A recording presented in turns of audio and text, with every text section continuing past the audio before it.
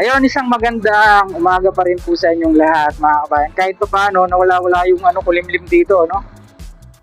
Ngayon po ay araw pa rin ng Friday, ika-labing-siyam sa buwan ng Hunyo 2026. Ang ating pong oras ay alas 10:22 ng umaga.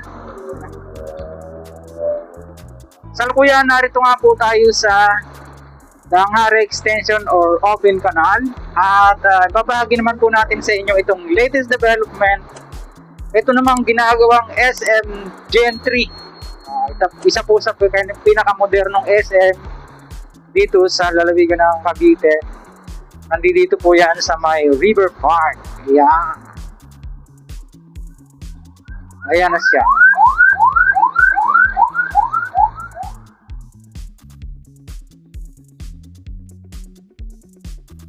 Aha. Ganda, di ba?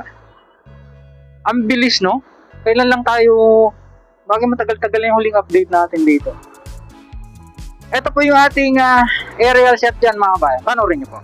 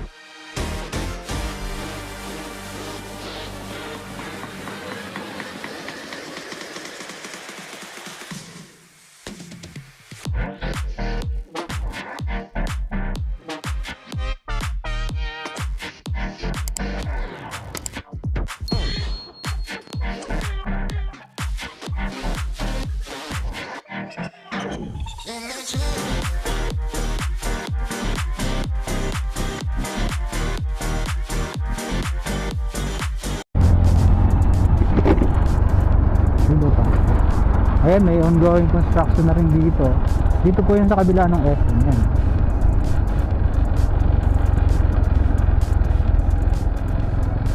Ilagay ng tulay doon eh.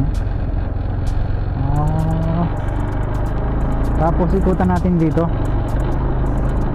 Nakita nyo naman po yung ating aerial shot kanina. Kaganda na, di ba? Pinaikot natin dito, kaya lang pasalisi doon sa kabila dumaan.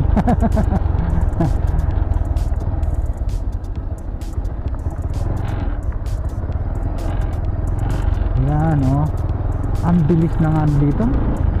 Ang bilis ng development. Taas kagad yung huling punta natin dito, yung huling update natin. Ilalagay ko na lang po sa end screen para mapagkumpara nyo. Hindi pa ganyan, kababa pa. Galing. Dito lang po yan sa River Park along Danghari Extension. Yan. Tapos sa kanan tayo dito, palabas ulit tayo ng Arnaldo High.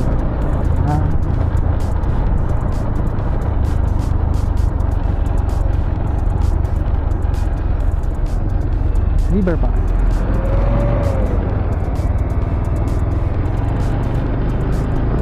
Ganda na yun, oh. Pasamantala ay dito po muna natin tatapusin o magpapaalam tayo sa episode na ito dito naman sa SM General Trias. Sa mga ngayon lang napagawi sa ating pumunting channel, sana huwag niyong kalimutan mag-like at mag-subscribe, pakipindot po ang notification bell para lagi po tayong updated anytime na mag-upload po tayo ng video. Ito pong muli si Kabayang Alex, lagi nagpapaalala, mag-ingat po tayo, lagi tayong manalangit magpasalamat.